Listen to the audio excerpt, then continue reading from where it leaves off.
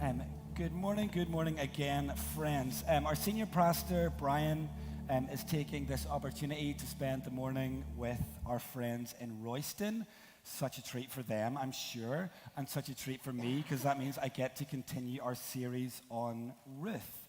It's our fifth week in our series, and if you would like a little reminder or a little catch-up, here's what we've been talking about so far. And we started off by looking at the decision that Elimelech made for him and his family when he took them to Moab to escape a famine in Israel, and that decision turned out to have really tragic consequences.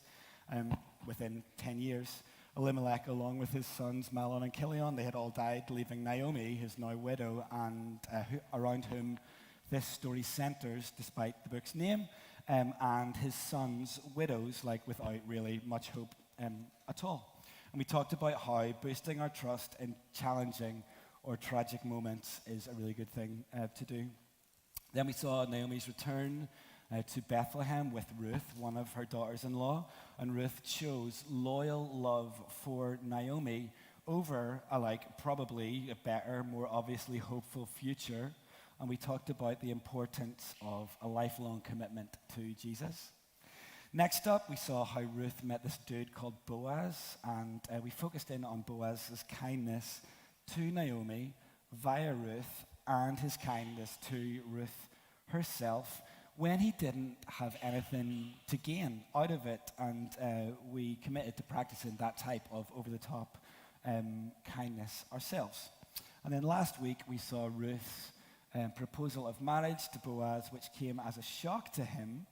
And we also saw this as the start of the process for real for Ruth and also Naomi's redemption. And we saw that as a metaphor for the redemption that Jesus gives us. And we reflected on our own redemption through worship. And by the way, if you want to keep up on that, we made a little playlist from last week's challenge of all the fun redemption songs that are the favorites from Rehope, across Rehope.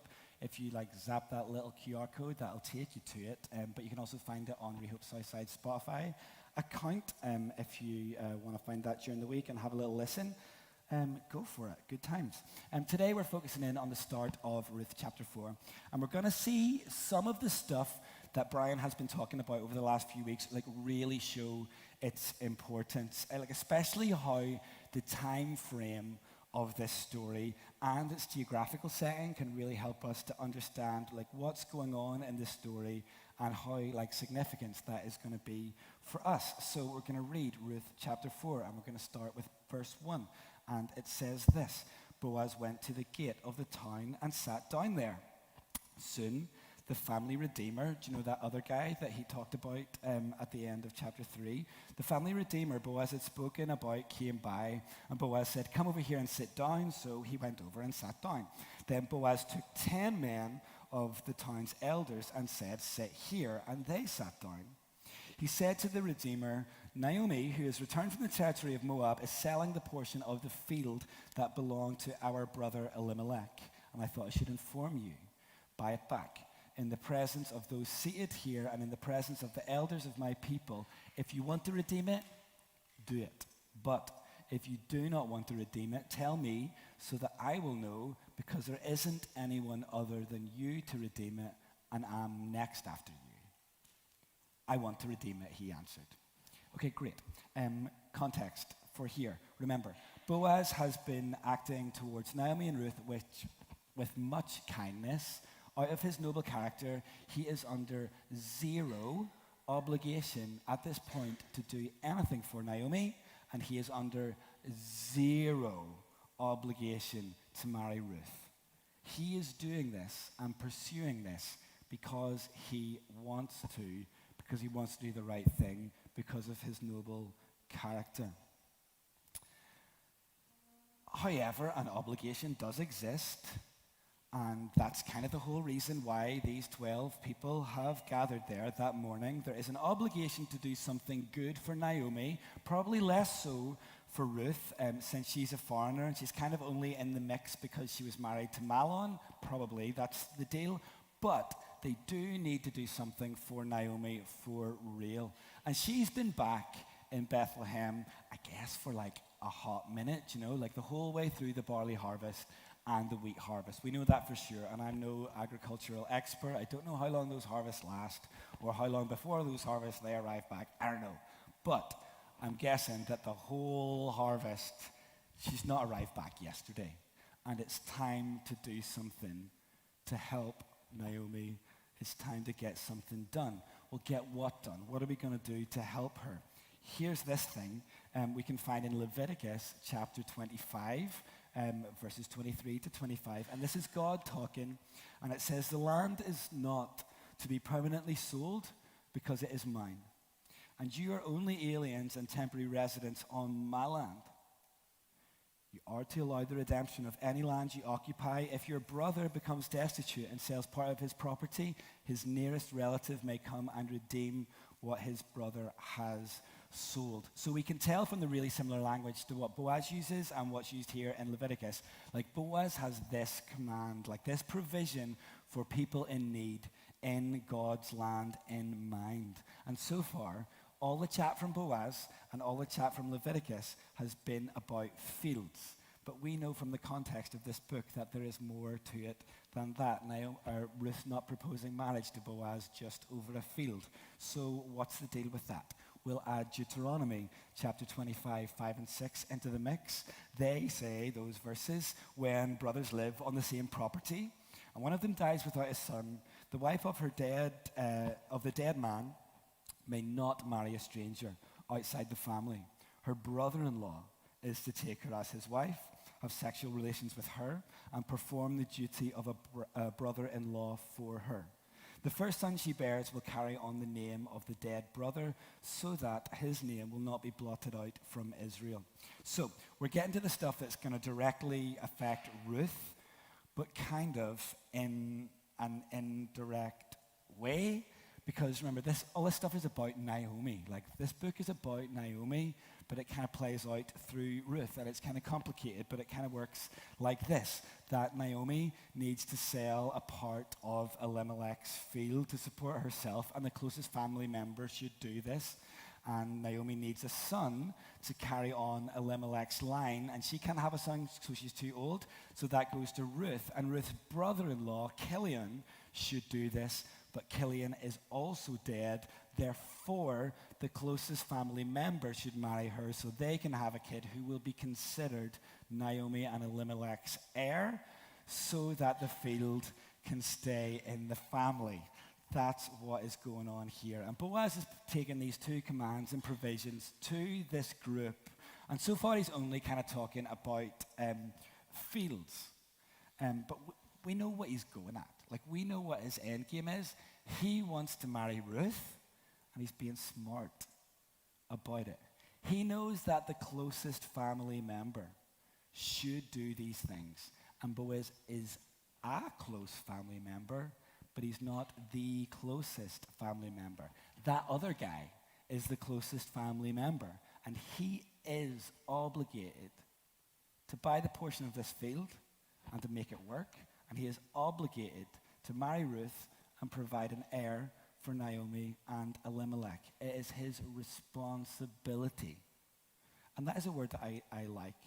A few weeks ago at Alpha, we were talking about like who we think God is. And one of our guests, this dude called Jay, great dude, and he was talking about how he sees God as a judge, and not in the like gavel, like good guy, bad guy kind of judge, but more in the like, this is the standard to live up by, and you can judge yourself against it.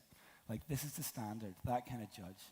And he was talking about how we have, like, or people who believe in Jesus have the responsibility to do everything that they can to live up to that standard, even if they know they're not going to be able to live up to that standard, because Jesus is the standard, and the standard is good, and we should go for it. And this is, I love that idea. I love the idea of us like not being passive and like trying to become like Jesus. This is our responsibility too, and we'll partner with God in it. I love that thought. And it's kind of what's like going on here, isn't it? There is a responsibility because God is a standard, and because of who he is good, and he is kind, and he is caring, and he provides for his people. then his people have a responsibility to do the things that he has set out for them. And this is important. Like, we're not just here to decide which parts of God's good ways we think we want to follow this day. Like, we don't get to decide that. Like, we have a responsibility to trust God and do his things. That's important. And important for Ruth and Naomi in this context because, like, without these provisions, they're not going to get looked after. And it's going to be grim for them. This is important. And when you've got something important to do, you want to just get it done. I mean, look at Boaz. Man gets down to that gate early. He gets there before anywhere else. He gets to the gate where all the important stuff is going to go down in that culture, and he gets there early, so he's there first, so he's not going to miss whenever people go past. So he's like, hey, you come over here, I need you for a minute. Oh, there's the elders. Boom. Like, let's get them in here too. He does not want to miss his opportunity to do what is right. And the last verse from the previous chapter, like Naomi's words would give us a clue for that. Like Naomi says, my daughter, wait until you find out how things go, for he won't rest until he resolves this today. No kidding. He did not rest. First opportunity that he had. So we're going to take a little bit of life advice from Boaz, and I would love to just apply my own personal values to this and say that the Bible is clearly teaching that you should always be early, but that's just me. But we can take some life advice on this, and that is just like, see if you've got something important to do. Like, go and just do it. Like, just get it done and prioritize it, and don't put it off when you know that something is important, especially if you know that you're doing something for someone else that is important. Prioritize it and communicate the importance of that thing by prioritizing it. Communicate the importance of the other people that you're doing it for by prioritizing it. Do you know, like Naomi and Ruth see that Boaz thinks this is important, and Naomi and Ruth can see from his actions that Boaz thinks that they are important to him. Like, they know that from his action, and we can honor people by just like following through on the things that we say that we're going to do for them and not forgetting about it, especially if this is something that is really important. Just get it done. Like, Boaz isn't playing around here. But the responsibility isn't his. The responsibility belongs to that other guy. But Boaz is getting the ball rolling. And at this point, it looks like the other guy is going to take up the responsibility. He's down. Like, he wants to redeem the property. But are we getting a little bit ahead of ourselves? And because so far, Boaz has only been talking about a field. Look, all of the Leviticus and Deuteronomy stuff should be prior knowledge to them, and I'm sure it was. Like, they're all prominent members of that town, like elders of the town. They've got this. It kind of feels a little different for us. Like, when we read Leviticus or some parts of Deuteronomy, it doesn't always feel like the most relevant or even the most memorable parts of the Bible, and sometimes we can just put that into all those sacrifices. Okay, that's ancient history. Let's just set that over there. We're not going to deal with that. But that's not the way that it was for them. And it's something that Brian has been reminding us during this series, that all these events happen within the first generation of the judges. So stuff like Leviticus and Exodus feels like ancient history to us, but it's still pretty decently recent to them. It's not ancient history. They are going to know this, and it's the current law of their land. They are going to know this, right? And it looks like from how they're acting, that other guy knows it, and he is going to follow the law. It looks like, since things point to him being really keen to get his hands on this field, that he would carry through and do the whole thing, and that he would redeem Ruth as well. I mean, he has to. It's his responsibility. And he is down for the field part. Will he be down for the marrying Ruth part? That's also not really what Boaz wants to happen. So what are we going to do with this? Boaz has to play this smart. Brian alluded to that last week. And Boaz does play it smart. He's really shrewd. He gets down to the gate early. And he sees that other guy coming. And he's like, all right there, mate. Come on over here. I've got a wee hang on, wee chat to you about. Elders, come on. See, that's Ruth and Naomi back for Moab, innit? Do you mind Naomi was married to Elimelech? Oh, pure tragic, by the way, wasn't that? Oh. I definitely been thinking about. Still, that field's just sitting there doing nothing, doing with it. And somebody should buy that field. You should get that. You should get your hands on that field, man. Oh, help a lassie out. And other guys like, oh, I'll do my bit. Oh, yeah, I'll do my bit. One wee thing. And there's always one wee thing, isn't there? There's always one wee thing. Like, just when you think something is going perfect, there's always one wee thing. Like, he might be a 10, you know? He's a 10. But, and I love a wee meme as much as the next person, so I'm going to go down this wee rabbit hole because I did a deep dive of your Twitters this week, Women of Rehope, and I know what you've been saying about your men. I do. Let's start at home, shall we? One from my darling wife. She says he's a 10, but he's nearly 40 and he still plays Pokemon every day. And from the timestamp there, I can tell that she tweeted that during pre-service prayer. Jamie, how'd you do me like that, mate? Cuts to the bone. She is right, to be fair. Let's move on, though. He's a 10, says Kelly, Brian's wife. He's a 10, but he wants to get an ice machine and set it on my kitchen counter. Kelly's mum warned her about these boys with their long flowing locks and their abs and their ice machines, and now Brian has none of those things. What a shame. What a shame. He's a 10, but he buys all his t-shirts in bulk off Alibaba.com, and they don't fit over his biceps. That's not really a problem I can relate to, so I'm just going to move on from that. He's a 10, but his beard is too full, and he's always smiling, and he's friendly to everyone, and he's really intelligent. Okay, fair, he's a 10. Yeah, I mean, we get it, Sam. Yeah, Paul's class. There's always one wee thing, maybe not with Paul, but there's always one wee thing. Do you know? I mean, he's a 10, but he spends so much time making fake tweets for his sermons. Oh, sorry, I jumped ahead. Never mind. This other guy's like, she's a 10, but you have to marry this other lassie from Moab to get her. And in this one, she is a field, to wee chazon, as they say in La Belle Paris. But look, there's always one wee thing. Like maybe he is a 10, but he spends too much time making fake tweets for his sermon. But I'm just going to read that and think, I didn't read past he's a 10, so I'm good. Anyway, there's always one wee thing. And the wee thing in this example is that she is from Moab. And it's not just that she has immigrated. That's not the thing. Remember the start of that instruction about the fields? It says this land is not to be permanently sold because it is mine, and you're only aliens and temporary residents in my land. So it makes me want to take the foreigner aspect of this and just take it out of the equation. Because God treats everyone like they are only temporary residents on his land, and that he has a bunch of laws and instructions about treating immigrants and foreigners fairly, because God's people know what that is like. So I don't think that this is a thing where a dude doesn't want to marry Ruth because she is not from Bethlehem or not from Israel. There's more to it than that.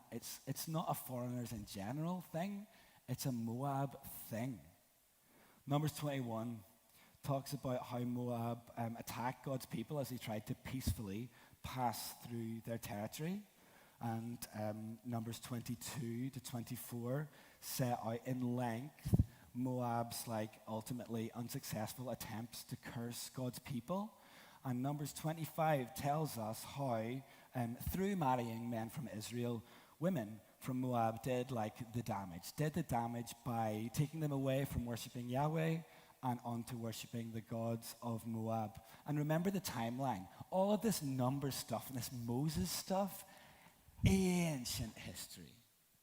But this is still relatively recent to them. Not only is Ruth from Moab, the bad guys, but she is a woman who wants to marry into the people of Israel. Alarm bells are screaming at that other guy. This was the big problem in Numbers 25, and that guy just wants none of this. He wants none of it. And as if that isn't enough, like it's going to be accentuated by the geography of the region. As Brian has shown us in the last few weeks, Moab is just across the valley. Elimelech and Naomi didn't like trek for days and days and days on end to get somewhere really far away. It's just across the valley. You can see Moab from Bethlehem. You can see Bethlehem from Moab. And sometimes those like close geographical rivalries last a little bit longer, and sometimes they last longer than you can remember why the rivalry started, although that's not the case here because the history is still pretty fresh. Like, in addition to all of those numbers things, like Israel had loads to kind of be like jealous of Moab, I guess. Like Moab is known for like way more fertile farming. They didn't have a famine. People are going to have died in that famine. They didn't get affected by that. And now they're thinking, we just got ourselves back up on our feet. And now this lassie from over here is going to come over here and take our fields. Do you not have enough of your own hen? No way. No, thank you. Like, that other guy wants no part of this. And it looked like he was going to redeem Ruth. And that's his responsibility after all. But now he doesn't want to do it. Ruth is a deal breaker for him. He wants none of this. But can he just decide that Ruth is a deal breaker? Can he just decide that he doesn't want to do that? Let's find out. Let's read again in Ruth chapter 4, verse 7. The Redeemer. That other guy replied, I can't redeem it myself, or I will ruin my own inheritance. Take my right of redemption because I can't redeem it. Get this. At an earlier period in Israel, a man removed his sandal and gave it to the other party in order to make any matter legally binding concerning the right of redemption or the exchange of property. This was the method of legally binding a transaction in Israel. So, the Redeemer removed his sandal and said to Boaz, buy back the property yourself. And Boaz said to the elders of all the people, you're witnesses today that I am buying from Naomi everything that belonged to Elimelech, Kilion, and Mahlon. I have acquired Ruth the Moabitess, Mahlon's widow, as my wife to perpetuate the deceased man's name on his property so that his name will not disappear among his relatives or from the gate of his hometown. Your witnesses today. And all the people who were at the city gate, including the elders, said, we are witnesses. So that's that then. Like, Ruth is a deal breaker. Great. The other guy wants none of it. And he doesn't want to ruin his inheritance. And to be fair, up to that point, like, all the interactions with people from Moab have been pretty ruinous for God's people. And that means the responsibility passes to Boaz, which he wanted all along. So, like, nice one, Boaz. Shrewd moves. Good on you. But it's interesting, though, that this passage doesn't talk about responsibility. It talks about the right to redeem. And I find that very interesting. Like, Deuteronomy 25 really made it sound like a responsibility. And I suppose, like, you can decide to give up your rights, but can you just decide to set down something if it is your responsibility? So what's going on here? Maybe we need to look back to like Deuteronomy chapter 25 to see if we can figure out what is going on, because it has got some stuff to say about these I want to do it, I don't want to do it things. It says, if the man doesn't want to marry his sister-in-law, she is to go to the elders at the city gate and say, my brother-in-law refuses to preserve his brother's, his own brother's name in Israel. He isn't willing to perform the duty of a brother-in-law for me. The elders will summon him and speak with him, and if he persists and says, I don't want to marry her, then his sister-in-law will go up to him in the sight of the elders. She will remove his sandal from his foot and spit in his face. Then she will declare, this is what's done to a man who will not build up his brother's house. And his family name in Israel will be the house of the man whose sandal was removed. Deuteronomy ain't talking about rights. Deuteronomy is talking about duty. And there is a great shame coming to you if you do not perform your duty. A public shame. A lasting, family-defining shame if you do your sister-in-law dirty, if you do your brother's name dirty by just saying, I don't want to do that, and just give up on your responsibility. Talk about ruining your inheritance. So how do we get from like this duty where if you don't perform it, there's like great shame, to this man talking about the rights of redemption? How do we get from duty to rights? And I guess just like things change, things change. And in the book of Ruth, the elders don't try and convince a dude to redeem Ruth. They don't try and make him do the right thing. Naomi is not invited down to spit in that other guy's face and be publicly vindicated. Like, things change.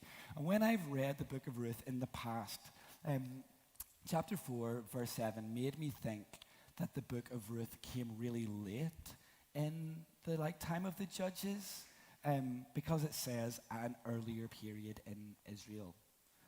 Like, what earlier period? In the last month, I've heard from Brian. I'm so thankful for the way he takes all of this stuff and timelines it out, has thought about it so deeply, passes it on to us so that understanding is unlocked. For us, love that. Like an earlier period, we've learned that this is not way late in the judges' cycle. It's right in the first generation. So not a whole bunch of time has passed since this earlier period in Israel's history. But how much time has passed? All right, let's figure it out. So God gave the law to his people at Mount Sinai, and then they travel up to the land, and then they scout it out, and they decide not to go in, and then there's 40 years of wandering, so somewhere in the 40 years zone, a little bit more. And then they do go in, and Joshua, the book of Joshua covers about a 25 to 30-ish year period, and then the first generation of the judges. So from when this law was first given at Mount Sinai, all the way through to this early morning discussion with these 12 men, we're talking less than 150 years. It's not nothing, but it's not loads. It's not ancient history. It's not this earlier time in Israel's history, and we're thinking back to Adam and Eve or something, maybe not Abraham. No, nothing like that. This is pretty recent. And it's not like they haven't heard of these things since Mount Sinai. Do you know, Moses went over the whole deal again in Deuteronomy, and then when they were about to go into the land, Joshua went over the whole deal with them again. And because of the genealogies and the time frame, we know that they're chances are there are going to be people still alive at the time of these events who heard Joshua chatting about those laws. This is still within their living memory. This earlier time in Israel's history, not that long ago. But we can see that things have changed. And sometimes things do change, and sometimes they change really quickly. Not hugely proud of this, but Jamie and I have just finished rewatching How I Met Your Mother. And it's not the most wholesome show in the whole world, but I do really like the premise, because it's just this dude telling the whole story, a good story told well. And my definition of being told well is make it as long as possible. So I really like that premise of the show. But I find it really interesting, watching this thing that was set in the early 2000s, but aired in the mid 2000s to the mid 2010s. So not that long ago, but in some ways it feels really, really, really, really dated. A lot of the characters frequently refer to women using Leslie Knope's second least favorite term for a woman. If you're also a Parks and Recreations fan, that term rhymes with itch. And that word just isn't thrown around anymore. We do not use that word towards women anymore. And dudes are if they're not that word, then they're chicks. And they're usually drunk chicks, or they're usually dumb chicks, or they're usually gullible chicks. And this is the way they talk about women. We do not do that anymore. That's not okay. So things have changed since then. Good. I like that change. That is not acceptable. However, you kind of know that if that show is being made now and it centers mostly around the sexual escapades of this one group, that if it was being made now for a streaming service, it would be a lot more explicit than just hearing about their sexual exploits and blah, blah, blah, blah. And you're okay, well, we don't use these terms towards women anymore, but we've really compromised on this thing. And sometimes things change, and sometimes what is morally and socially acceptable changes for good, and sometimes it changes for bad, sometimes really quickly, sometimes at the same time. So we shouldn't be so surprised that things have changed, even within this first generation of the Judges. Like, we know that what the book of Judges goes like. Brian's talked about this as well. The last line of the book of Judges is that in those days there was no king, and everybody just did whatever seemed right to him. We haven't quite got there yet, but we can see things starting to slide that way. There is total moral decay during the time of the Judges, but we're just getting little hints about it now. So I'd like to leave you with just like a couple of thoughts. First of all, like, watch out against small compromises, because small compromises might not seem too significant at the time, but they lead to bigger compromises, like more significant things, more impactful things. And that other guy abandons his duty, abandons his responsibilities without consequences, and the elders don't do anything about it. So people might just be thinking, well, hey, what else can I get away with if I don't want to do it? There are other things that are going to cost me, and I just don't want to do those God things, so I'm just not going to. And little compromises can lead to big compromises. And I think if you'd ask that other guy, is this a big deal? He'd be like, no, because Boaz can redeem it. And if you think, Naomi, is this a big deal? And she'd be like, yeah, you think that I'm ruining your inheritance? Thanks, mate. Maybe your small compromise is someone else's really big compromise. Maybe your really big compromise is someone else's really small compromise. You know, things are important. Those little details matter, because sometimes, like, a little compromise just opens the door a little bit more. So be on guard, because we have a God who is really good, and his ways are really good, and he deserves for us to take up our responsibility to do everything that we can to make sure that we are following his ways and being as much like him as we can every day, knowing that we're not going to get it perfectly right, but knowing we're going to get the next day and say, God, I did not do that well yesterday. Help me to do it better today. Like, watch out for small compromises, and you know who you are, and you know who you're called to be. We're children of God. God's ways are good. We agree to that when we are in God's family. So live with integrity. And living with integrity means doing the thing even when it's going to cost you something. Do you know, like, we see Boaz here. He's going to buy the field. He's going to redeem Ruth. He's going to take on his responsibility once it's passed to him, and he's going to do it all. He's going to do it all, and I respect that. You can see his noble character for sure. He lives with integrity. It's not like he'll just do something when there's something in it. For him, he has been kind to Ruth and Naomi, even when there's been no obligation for him to do anything for them. That kind of like over-the-top kindness has been present in his character the whole way through the story, so it's no surprise that he lives with integrity now. He's a really good dude, noble character, respects God, respects God's ways, and follows in them. Boaz knows that God has set the standard, and that he has a responsibility that he needs to meet. And in this passage, he meets that standard. That other guy misses them, so we want to be more like Boaz. Let's prioritize the things that we have to do. Let's do them rightly without any compromises, even insignificant ones, and let's do them fully with integrity. I've got a little challenge for you today. And just do that thing that you've been meaning to get around to doing, and do it at the first possible opportunity. Maybe you know that what that thing is for you, and I'm not even saying that this needs to be like a big, deep spiritual thing.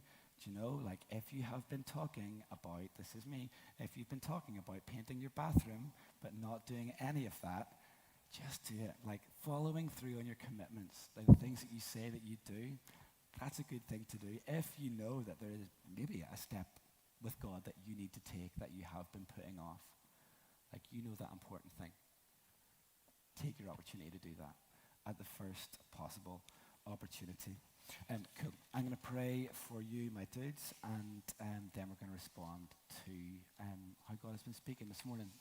God, we love you and we bless you, and we say thank you for your ways that are right and good and pure, and how you like provide for kindness for people.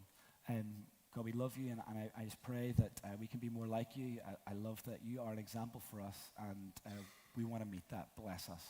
God, give us your spirit, give us your strength, so that we can take steps forward in partnership with you to becoming more like you every day. It's something that we want. It's something that is good because you're good, and we love you. We want to be more like you.